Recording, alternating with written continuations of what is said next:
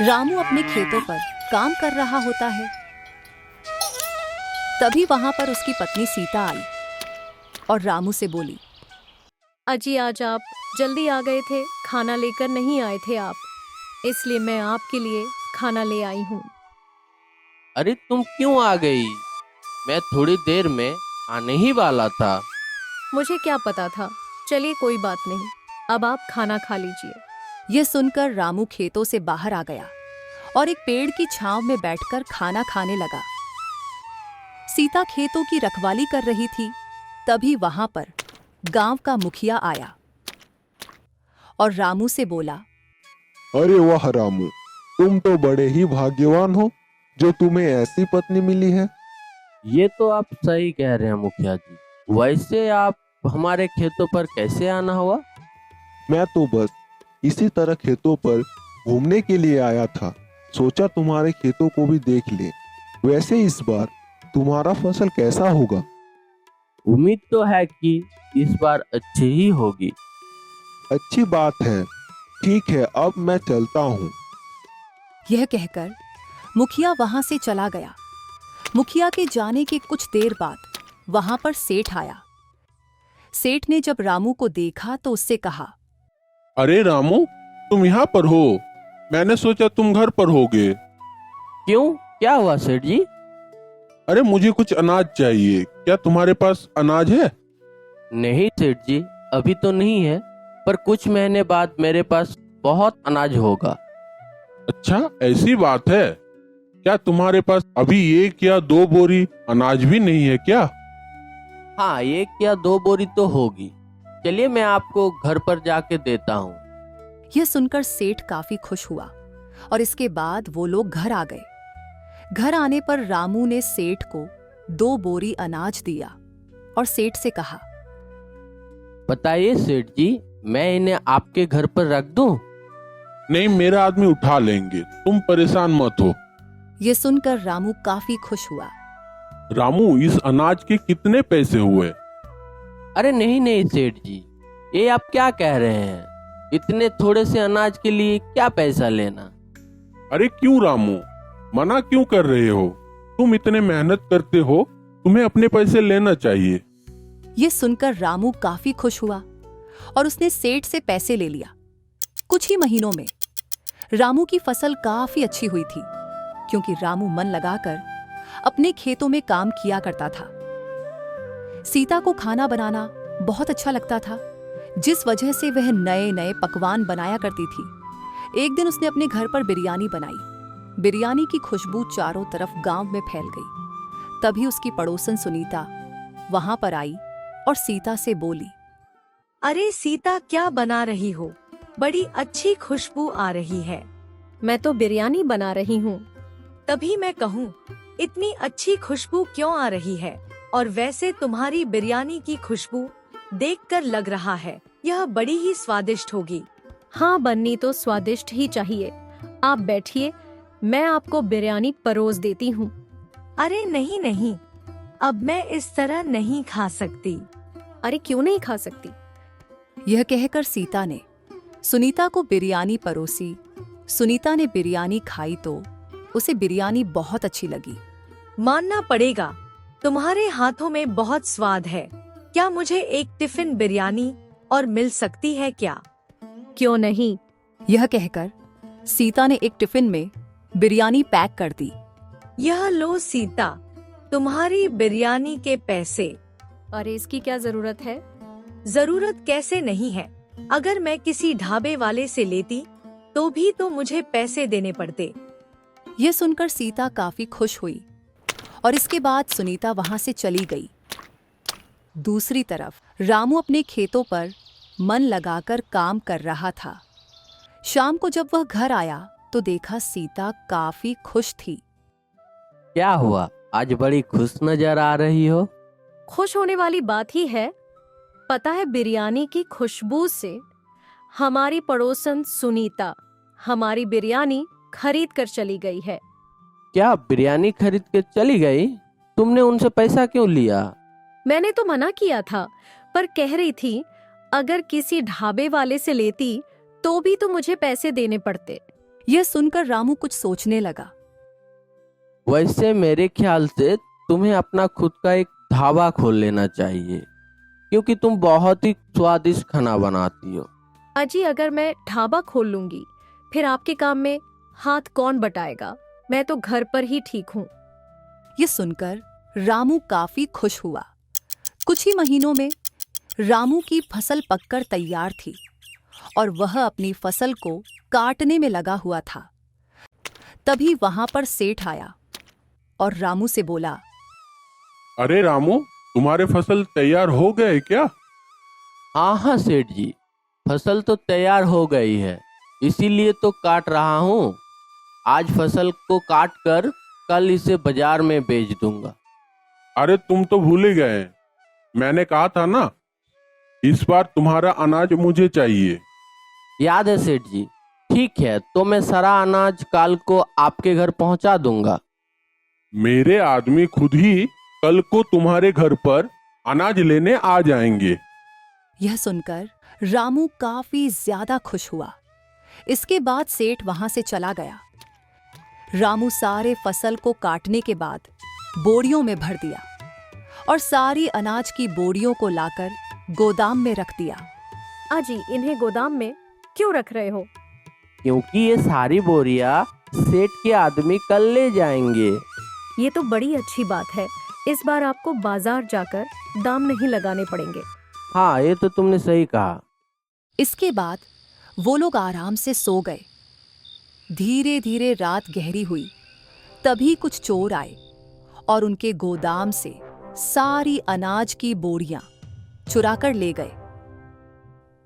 अगली सुबह जब सीता उठी तो उसने देखा गोदाम का दरवाजा खुला हुआ था।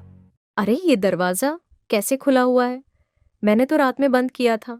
यह कहकर जब वो गोदाम के अंदर गई तो बुरी तरह हैरान हो गई। अनाज कहाँ चला गया? सारा अनाज तो रात में इसी गोदाम में रखा था। और सीता जोर जोर से चिल्लाने लगी। सीता की आवाज सुनकर रामू वहां आया और सीता से बोला, क्या हुआ? तुम चिल्ला क्यों रही हो? अजी, हमारा अनाज कहाँ है? अनाज कहाँ है? अरे गोदाम में ही तो है। नहीं नहीं, हमारे गोदाम में कुछ नहीं है, आप खुद ही देखिए। यह सुनकर जब रामू ने सामने देखा तो वो हैरान रह गया। ये क्या? गोदाम तो खाली है, पर हम लोगों ने तो अनाज इसी गोदाम में रखा था। लगता है रात में चोर आए थे, वही सारा अनाज चुरा कर ले गए हैं। हे भगवान, मैं तो लूट गया, मैं तो बर्बाद हो गया, अब मैं क्या करूंगा? यह कहकर रामू जोर जोर से चिल्लाने लगा। इसके बाद आसपास के लोग इकट्ठा हो गए। तभी वहां पर सेठ आया और रामू से बोला, क्या हुआ? तुम चिल्ला क्यों रहे हो? सेठ जी, मेरा सारा अनाज चोरी करके ले गया चोर। क्या अनाज चोरी करके ले गए? ये कैसे हो सकता है? मुझे नहीं पता सेठ जी, पर मैं लूट गया, बर्बाद हो गया। रामू, ये तो तुम्हारे साथ बहुत ही बुरा हो गया। मैं तो अपने आदमियों को लेकर अनाज लेने आया था। यह सुनकर रामू काफी दुखी हुआ और रोने लगा। तुम अपने आप को संभालो रामू, इस तरह दुखी होने से कुछ नहीं होगा। सेठ जी ठीक कह रहे हैं, हम लोग फिर से मेहनत करेंगे। यह सुनकर रामू ने अपने आप को संभाला, पर वह काफी ज्यादा दुखी था। आखिर ऐसा कौन कर सकता है? मैं मुखिया जी के पास जाऊंगा और इस घटना की जांच करने के लिए कहूंगा। यह कहकर रामू मुखिया के पास आया। मुखिया को जब ये बात पता लगी तो वो भी काफी हैरान हुआ। तुम्हें किसी पर शक है रामू? किसने किया होगा यह काम? नहीं नहीं मुखिया जी, मुझे किसी पर शक नहीं है। मेरी तो किसी से दुश्मनी भी नहीं है। तुम चिंता मत करो, मैं जल्दी ही पता लगाऊंगा कि यह काम किसने किया है। यह सुनकर रामू वहां से चला गया। रामू जब घर वापस आया, उसका मन काम में नहीं लग रहा था, क्योंकि उसका बहुत नुकसान हो गया था। अजी, इस तरह घर पर खाली बैठने से कुछ नहीं होगा, आपको फिर से खेती करनी चाहिए। पर पैसा भी तो होना चाहिए, मेरे पास तो पैसा ही नहीं है। यह सुनकर सीता कुछ सोचने लगी। सीता कुछ देर तक सोचने के बाद रामू से बोली, ऐसा करते हैं, कल से हम लोग ढाबा खोल लेते हैं। इससे जो भी पैसे आएंगे हम लोग बाद में खेती में लगा देंगे। यह सुनकर रामू काफी ज्यादा खुश हुआ और अगले दिन से ही सीता ने अपने घर के बाहर ही ढाबा खोल लिया। खाने की खुशबू से आसपास के लोग उसके ढाबे पर आने लगे। तभी ढाबे के पास हरिया आया और रामू से बोला, अरे भैया, ढाबा कब खोल लिया? आज ही खोला है हरिया, आओ जरा खाना खाकर बताओ कैसा बना है। हाँ हाँ, क्यों नहीं, एक प्लेट लगा दो। वैसे बड़े खुश नजर आ रहे हो हरिया। अरे खुश होने की ही तो बात है, सेठ जी मेरा सारा अनाज खरीद रहे हैं। अच्छा, ये तो अच्छी बात है। वैसे मैंने सुना है तुम्हारा सारा अनाज चोरी हो गया है। हाँ, मेरा सारा अनाज चोर चुरा कर ले गया। पता नहीं कहाँ से आए थे, जो चोरी करके चले गए। तुम सतर्क रहना। हाँ हाँ भाई, मैं सतर्क रहूंगा। वैसे भी कल सेठ जी सारा अनाज ले जाएंगे। इसके बाद हरिया ने खाना खाया। अरे वाह, खाना तो बहुत ही स्वादिष्ट है। इसके बाद हरिया ने पैसे दिए और वो वहां से चला गया। उस दिन उन लोगों की काफी अच्छी बिक्री हुई थी। अजी हम लोग बस इसी तरह से ढाबा चलाते रहेंगे, जिससे हमारे पास पैसे आ जाएंगे और आप आराम से खेती कर पाएंगे। वैसे मैं सोच रही हूँ, क्यों ना इस बार मैं ढाबा चलाती रहूं और आप खेतों पर काम करते रहे। हाँ हाँ, ये तो तुम बहुत अच्छा सोच रही हो। समय के साथ उन लोगों का ढाबा काफी अच्छा चलने लगा और एक दिन उनके ढाबे पर एक साधु आया। साधु काफी ज्यादा भूखा था और उसने सीता से कहा, बेटी कुछ खाने को मिलेगा, मुझे बहुत तेज भूख लगी है। हाँ साधु महाराज, आप बैठिए, मैं अभी कुछ खाने के लिए लाती हूँ। इसके बाद सीता ने एक प्लेट खाना साधु को दे दिया। साधु खाना खाकर सीता को कुछ पैसे देने लगा, जिस पर सीता ने कहा, नहीं नहीं महाराज, मुझे आपसे पैसे नहीं चाहिए, आप तो साधु हैं। अरे बेटी, तुम इतनी मेहनत कर रही हो, मैं इस तरह तुम्हारा खाना फ्री में नहीं खा सकता हूँ। तो क्या हुआ साधु महाराज, ये मैंने आपको अपनी श्रद्धा से दिया है।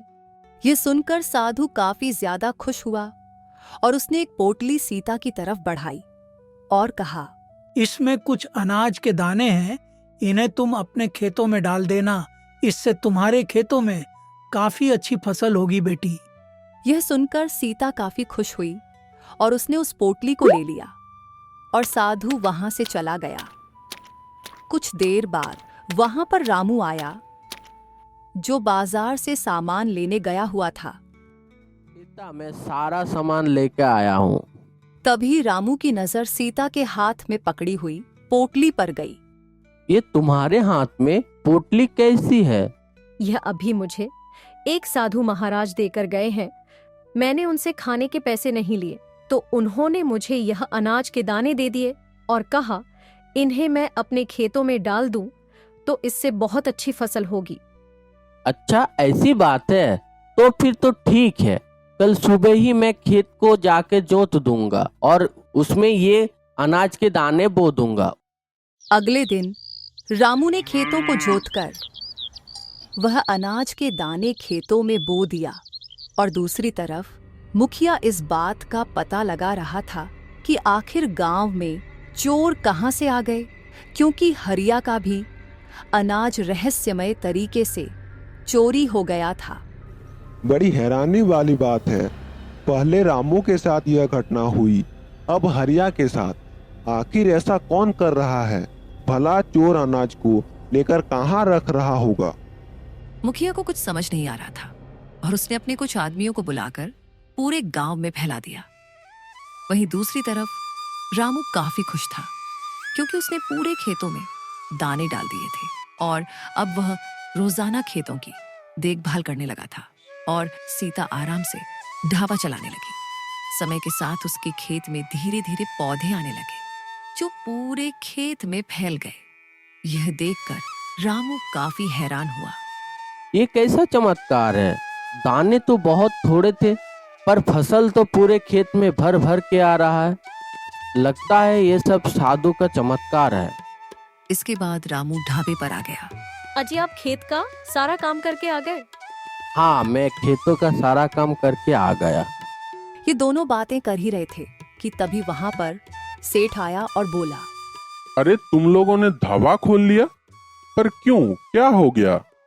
कुछ नहीं सेठ जी, हमारे पास पैसे नहीं थे फसल के लिए, इसलिए हम लोगों ने ढाबा खोल लिया। अगर पैसा नहीं था तो मुझे बता दिया होता, मैं तुम्हें उधार दे देता। भला मैं तुम्हें पैसा देने से मना कर देता क्या? नहीं नहीं सेठ जी, ऐसी बात नहीं है। हमने सोचा उधार लेके क्या फायदा, वैसे भी मेरे बीबी बहुत स्वादिष्ट खाना बनाती है। अच्छा, ये तो बहुत ही अच्छी बात है। जरा एक प्लेट मुझे भी खिलाओ। ये सुनकर सीता ने सेठ को एक प्लेट खाना दे दिया, जिसे खाकर सेठ ने कहा, अरे वाह, ये तो बहुत ही स्वादिष्ट खाना है। ऐसा करो, एक प्लेट मुझे भी पैक करके दे दो। इसके बाद सेठ खाना पैक कराकर वहां से चला गया। समय के साथ वो लोग आराम से रहने लगे, पर रामू अभी भी उस बात को भूल नहीं पाया था। वहीं धीरे धीरे गांव में लगातार अनाज की चोरियां हो रही थी, जिससे मुखिया काफी ज्यादा परेशान हो रहा था। वहीं जब यह बात रामू को पता लगा तो वह भी काफी ज्यादा परेशान था। क्या हुआ? आप परेशान क्यों लग रहे हैं? अरे हमारे गांव में अनाज की चोरियां होने लगी है। क्या अनाज की चोरियां होने लगी? अब किसके घर पर चोरी हो गई? अरे हरिया के घर पर भी चोरी हो गई है, और एक दो लोगों के घर पर भी चोरियां हुई है। उसका सारा अनाज रात में चोर लेके चला गया। ये तो बड़ी हैरानी वाली बात है। मुखिया जी कुछ नहीं कर रहे हैं क्या? पता नहीं मुखिया जी कुछ कर रहे हैं या नहीं। समय के साथ रामू की फसल तैयार हो गई, जिसे देखकर रामू काफी खुश था। तभी वहां पर सेठ आया और रामू से बोला, अरे रामू, तुम्हारे फसल तैयार हो गए? हाँ हाँ सेठ जी, तैयार हो गई है। ये तो बहुत ही अच्छी बात है। ऐसा करना, इस बार तुम अपनी फसल मुझे दे देना। पिछली बार तो तुम नहीं दे पाए थे ना। हाँ ठीक है, मैं सारी फसल काट कर आपको दे दूंगा। ये सुनकर सेठ काफी ज्यादा खुश हुआ और सेठ वहां से चला गया। सेठ के जाने के बाद वहां पर मुखिया आया और रामू से बोला, सेठ तुमसे क्या कहने के लिए आया था? कुछ नहीं मुखिया जी, सेठ तो मेरी फसल लेने के लिए आए थे। अच्छा, ऐसी बात है। मैं तुमसे जो बात कहूंगा उसे ध्यान से सुनना। इस बार सेठ को कहना कि तुम फसल नहीं काटोगे, बल्कि सेठ को कहना खुद काट कर ले जाए। पर आप ऐसा क्यों कहने के लिए कह रहे हैं मुखिया जी? मैं जैसा कह रहा हूँ तुम वैसा करते जाओ, तुम्हें जल्दी पता लग जाएगा कि मैं ऐसा क्यों कह रहा हूँ। यह सुनकर रामू ने हामी भर दी। इसके बाद रामू सेठ के घर चला गया। रामू को देखकर सेठ काफी हैरान हुआ और रामू से बोला, अरे तुम यहाँ पर क्या करने आए हो? सेठ जी, मैं आपसे ये कहने के लिए आया हूँ कि मैं फसल नहीं काट पाऊंगा। आप अपने आदमी को लेकर आना और फसल काट के ले जाना। मैं आपसे कुछ पैसे कम ले लूंगा। ये सुनकर सेठ थोड़ा हैरान हुआ और रामू से बोला, ये तुम क्या कह रहे हो रामू? तुम मुझे फसल काट के दे दो, मैं कल सुबह अपने आदमियों को लेकर आऊंगा और फसल ले जाऊंगा। नहीं नहीं सेठ जी, मैं फसल नहीं काट पाऊंगा। आप अपने आदमियों को लेकर आना और फसल काट के ले जाना। इसमें दिक्कत वाली क्या बात है? यह सुनकर सेठ काफी ज्यादा परेशान हो गया। उसे इस तरह परेशान देखकर रामू ने कहा, आप इतने परेशान क्यों हो रहे हैं? नहीं, मैं इस तरह नहीं लूंगा। अगर तुम्हें देनी है तो तुम खुद काट के रख देना, मैं कल खुद लेके चल जाऊंगा। यह सुनकर रामू काफी ज्यादा परेशान हो गया। उसे तो समझ ही नहीं आ रहा था कि आखिर सेठ ऐसा क्यों कह रहा है।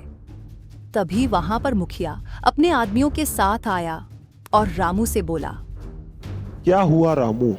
क्या कह रहे हैं सेठ जी? ये तो मना कर रहे हैं, कह रहे हैं कि मैं खुद अपने हाथों से फसल काट के नहीं लूंगा। यह तो मना करेंगे ही, क्योंकि यह सब इन्हीं का ही तो किया हुआ है। ये सुनकर सेठ काफी ज्यादा हैरान हुआ। ये क्या कह रहे हैं मुखिया जी? किस बारे में बात कर रहे हैं? मुझे पता है, अभी तुम्हें कुछ समझ में नहीं आएगा। सेठ चलो मेरे साथ। इसके बाद मुखिया सेठ को अपने साथ उसके गोदाम में ले आया। पूरा गोदाम अनाज से भरा हुआ था।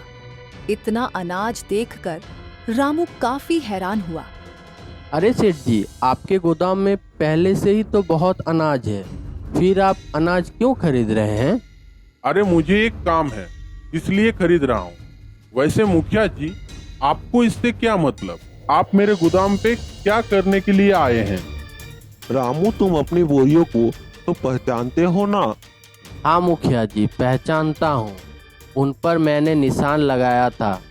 तो जरा इस गोदाम में देखकर तो बताओ, कहीं तुम्हारा बोरिया यहाँ तो नहीं है?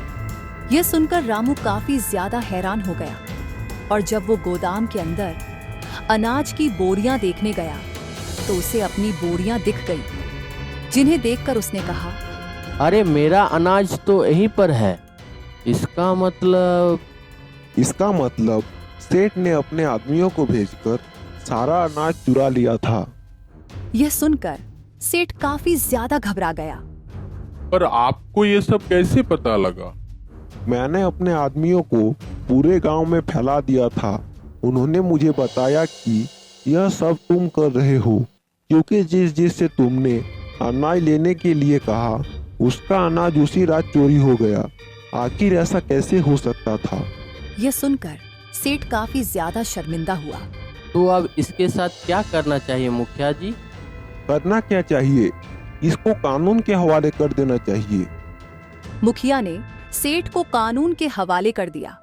अब सभी गांव वाले काफी ज्यादा खुश थे, क्योंकि उन्हें उनका अनाज वापस मिल गया था।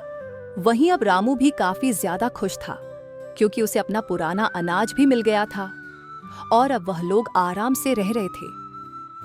दोस्तों, कहानी अच्छी लगी तो लाइक जरूर करें और ऐसी ही मजेदार कहानियों के लिए सब्सक्राइब करना बिल्कुल ना भूलें। तो मिलते हैं एक और अनोखी कहानी में। तब तक स्वस्थ रहें, मुस्कुराते रहें।